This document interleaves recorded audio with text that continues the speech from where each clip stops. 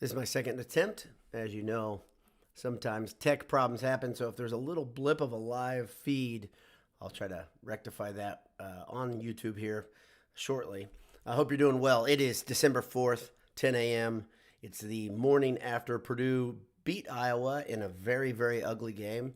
Iowa tried to take Purdue out of their offensive rhythm and was extremely successful in doing so, except for about 5 minutes of the entire game. So for 35, let's say 33 minutes, something like that, Iowa defined the pace of the game and almost cost Purdue dearly.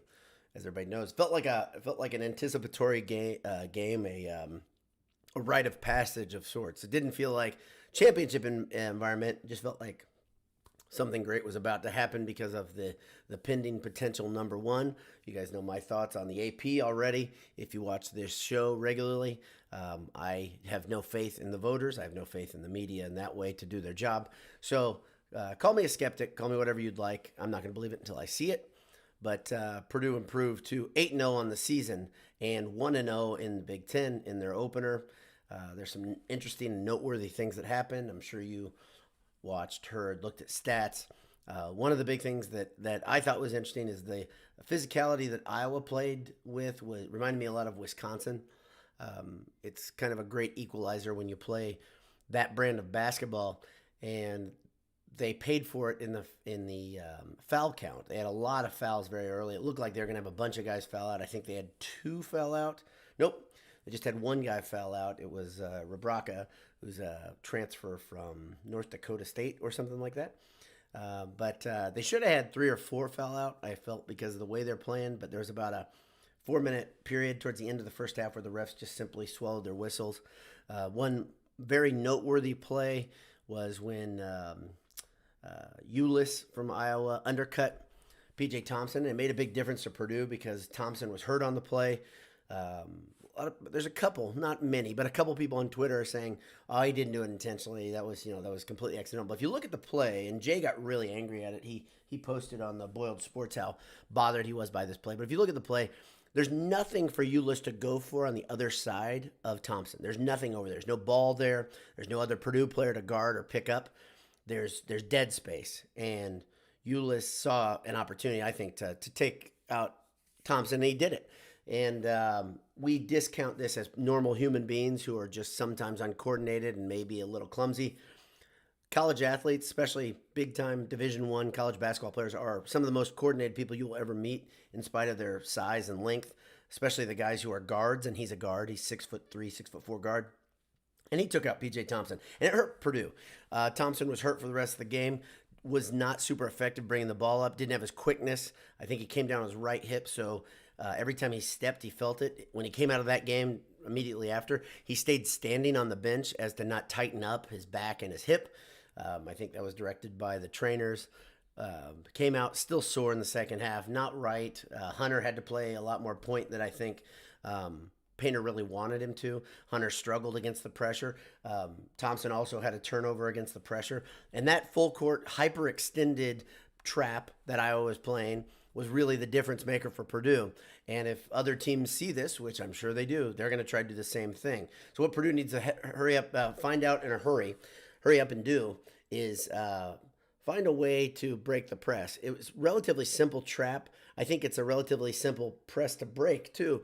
But the way Purdue did it, the way they chose to do it, seemed like they isolated the point guard, had everybody get sent down the court. Instead, you have to have two guys evenly spaced and try to pass it up. Be patient. Pump fakes make a huge difference, and don't go into the corner. It's very, very simple. And then the last part, which Purdue got duped into doing, don't throw the huge, long cross-court passes because they give defenders a huge amount of time to react. Fran McCaffrey is still Fran McCaffrey. Looked like his head was going to pop off, especially when it was like 8-1 in the foul count early in the game. But Iowa was earning those fouls. I mean, those weren't like brushing in against the guy. These were guys coming up and smacking Purdue players, hitting them across the face, knocking them across the arm, like missing the ball by a good 6 or 9 inches. They were playing very physical. They were trying to level the playing field, and they almost did it. Purdue exploded, of course, midway through the second half. Got up by 20, thanks mostly to Jaden Ivey. His quickness, his ability to defend the passing lane has always been noteworthy. But he had a couple plays yesterday where he just tracked down balls that were just so far ahead of him. One of them, he knocked the ball away on the right side and came to the left. It looked like there was no way he was going to get to the ball. Not only did he get it, he kind of had this gigantic stride to get to it. Got it, gathered, dunked the ball. Also had a play where he was on the right side of the offense running point. He beat two Iowa players with angle, just with his quickness and with his stride length. All of a sudden, he was at the rim finishing, and that's the highlight everybody's seen, I'm sure, if you've watched like me. I've watched the highlights like 5 times. I also feel there is a good reason to anticipate a good thing happening on Monday. But here's my thought on that number 1 ranking. Very simple. We want them to get to number 1 for a lot of reasons. It's historic. It's something, like I say, my dad's been a Purdue fan his whole life. He went to Purdue. He brainwashed me and my siblings into being Purdue fans. He's never seen a number 1 Purdue team. I want every Purdue fan to experience this. I think it's a really cool thing. I do think it's a rite of passage for a program to get to the next level, get to number 1. Tell yourself you belong there, and then go play the game and worry about you got that out of the way. It doesn't matter for me if it's 1 week or 10 weeks. I don't care. Get to the number 1 and now focus on the next task at hand. And this is a task right now because it's so close, tantalizingly close. Purdue needs to finish that and get it done, and it looks like they might. But this is like a popularity contest in high school. There's not a lot you can do to make sure you're going to get it. So hopefully I get it. I mean, crap. It's not the end of the world. I think everybody wants Purdue to peak in late March, early April. There's no doubt. And this team last night got a splash of cold water in their face, a smelling salts, whatever you want to say it, and they still won. They were this close to losing. They had a 20-point lead, went all the way down to, I think, 3, and maybe closer. I don't have the game tracker right in front of me. But it felt like Purdue was giving this thing away. We've seen Purdue give away games before. We've seen Painter teams give away games before. His patience is a good thing, but in this case, they needed to change the way they were addressing that press, that trap. Hopefully, everybody learns from the point guards to the shooting guards to the forwards. Somebody's got to help, and Painter's got to direct that. This is where the whatever $2-3 million man, whatever he's getting paid right now, earns his money. You make adjustments there before you bleed out. And Purdue was in bad shape, and they look like they're going to. Caleb First played a somewhat human game. He played 21 minutes, just 2 points, but he had 7 rebounds. And early in the game, he was cleaning the glass. Everything that was near him, he was grabbing. Edey, 17 minutes, 6 points, 7 boards as well. Ivy, great game, 19 points in 29 minutes. Then he filled it up here. He had a couple rebounds, a couple assists, a couple steals. Only 1 turnover. That's a big turnover. That's a big move forward from the last couple games. Stefanovic, quiet game, just 8 points.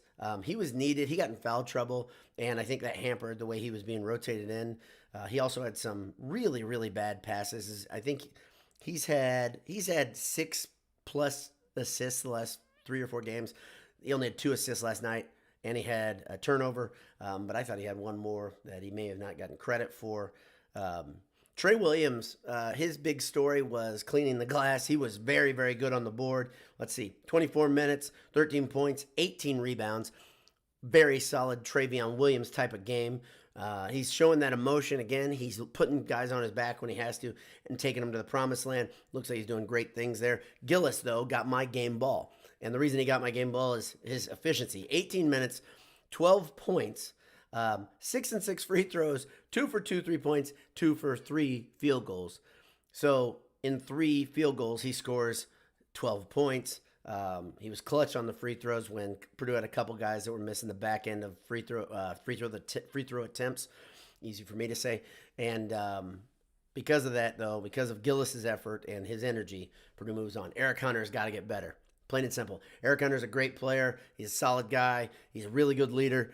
Got to play better against the pressure. There's no other way around it. He's too good of a ball handler to be doing what he did last night. He wasn't recognizing the situation over and over and over. There was at one point, Iowa had extended their press, I think first half, and I believe it was Perkins. I think Perkins is from Indianapolis kid.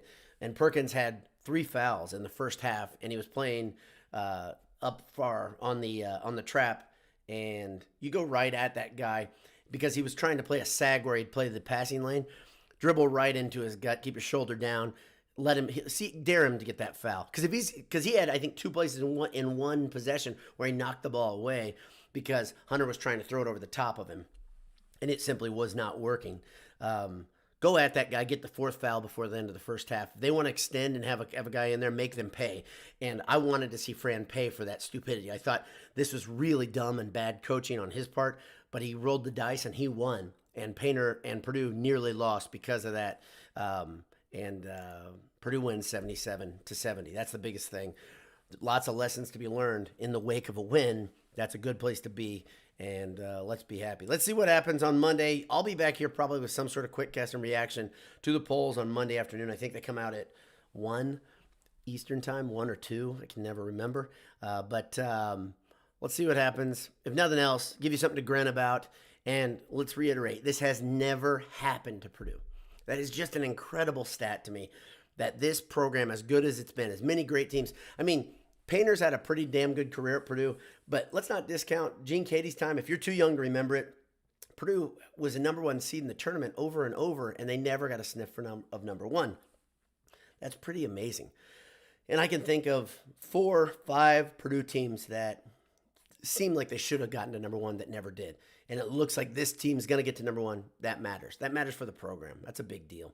So enjoy it for what it is. I'm not saying it's the end-all, be-all of basketball. I think it's a very important rite of passage. So thanks for tuning in. Once again, thanks to our sponsors, Martin Vintage, martinvintage.com. Enter Boiled at checkout. Get 15% off. Head over to Gridiron Metalworks, gridironmetalworks.com. Enter Boiled, 15% off. And, of course, AJ's. I went there last week for a meal before the IU game. Great place. Tasty stuff. Nice people. Lots of TVs. Can't lose there. All Purdue families sponsoring us. They're great. And also head to the Boiled Sports shop.